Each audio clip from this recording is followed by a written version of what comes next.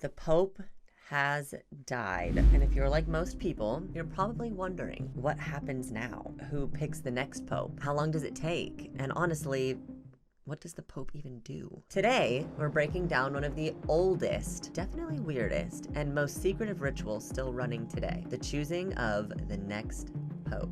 And spoiler, it's even more political, dramatic, and chaotic than you think. Let's get into it. This is Brain Bites, where we break down the big stuff nobody explains, but everybody's curious about. And today, let's dive in to what the Pope actually does. First, let's set the stage. The Pope isn't just a religious figure. He's also the CEO of global organization. The Catholic Church owns real estate, art, schools, banks worldwide. The head of state of a country. Yes, the Vatican is a real sovereign nation, a diplomat who can influence wars, revolutions, elections, and peace treaties. A symbol of morality, stability, tradition, and sometimes controversy. But there's a reason the world stops when a pope dies. He's one of the few leaders left whose power is based on wealth, weapons, or elections. It's based on faith. What is Vatican City? Quick sidebar, because I feel like a lot of people don't even realize that the Vatican is its own country. I did not know that before I started doing this video. Wild. Vatican City is the smallest independent nation on earth, about 110 acres, roughly the size of a Costco parking lot. Population, around 800 people. But why does it exist? The short version, in the late 1800s, Italy unified, and the Pope lost most of his old territories, the Papal States. For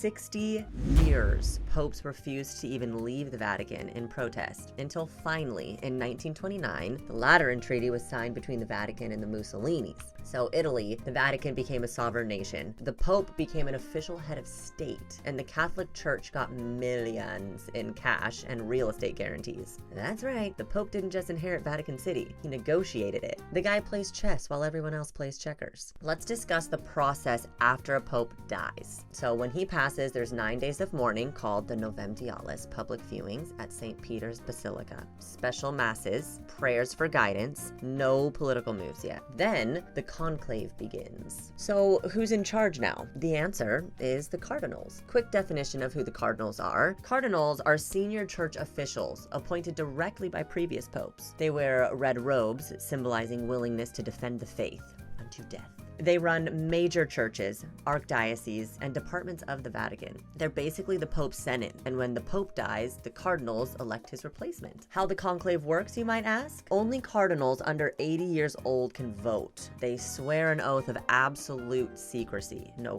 phones, no leaks, no press. They vote 4 times a day, if necessary. This is the kind of cool part. After each vote, the ballots are burned. That way everybody in the Vatican City will know if a decision has been made yet. Black smoke equals no decision yet. White smoke equals new pope. And yes, even now, they still mess up the smoke color sometimes, even with chemists involved and the eyes of the whole world watching. Here is something wild about popes. There is no term limit. So when you're elected pope, you're pope until you die or until you resign, which is extremely rare, but it did happen in 2013 when Pope Benedict stepped down voluntarily. The rules do say that popes can resign, but it's supposed to be for grave reasons, not just because you don't want to do it anymore or spend more time with your family. This is an interesting one. Can a pope get fired? Technically, no. Once you're pope, only God can fire you. There's no Vatican HR department, no impeachment process. If a pope really went rogue, the cardinals would pressure him. The faithful could revolt.